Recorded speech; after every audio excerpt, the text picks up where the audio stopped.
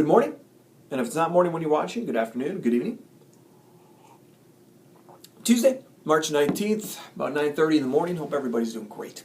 Hey, today I wanted to talk to you about the greatest sin. The greatest sin you'll ever encounter. See, this sin is something as I get older becomes more difficult for me. This sin is going to be with me until the day I die, or the struggle of it is going to be with me till the day I die. And it's the most dangerous thing I could ever do to separate me from God.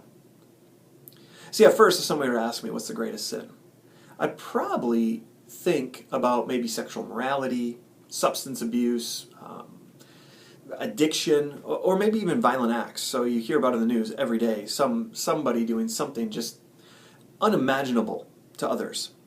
I'd probably think about that first. But those are just symptoms of something far more deadly. See, those things are things that are physical, that we can do in this world. But the greatest sin is pride. And pride is spiritual. Pride is inside of us. And it's something that separates us directly from God. Pride is what Adam and Eve struggled with in the garden and separated them from God. Pride's our greatest enemy. You see, as I get older, I get more offended. I have more opinions about things. I have more judgment on people for some reason. But see, the opposite of pride is something called humility. Being humble, truly humble, what does that look like?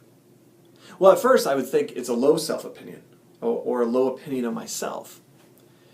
I had a journal when I was a kid growing up. It was actually a planner that I'd plan out my days. And in it I'd grade myself, how I did. And I went back and looked at it recently. It's really funny. I mean, I was in high school. And upon grading myself, I'd realize I usually would never give myself above a B-. Sometimes I'd have a D. This is grading my day and how I think it went. I was really hard on myself. See, that's not being humble. In fact, my dad wrote in it. He had my planner and he wrote in it so I could see it the next day when I was about to plan out. And he said, "Andrew, I'm so proud of you for planning out your day and attempting to be successful with your days. But I want to challenge you. Don't be so hard on yourself. I've never seen a beaten flower blossom."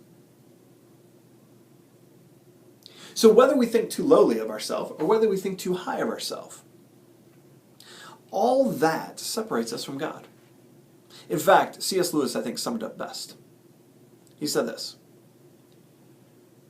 He said, "This is why a self-righteous prick who goes to church every Sunday may be far nearer to hell than a prostitute.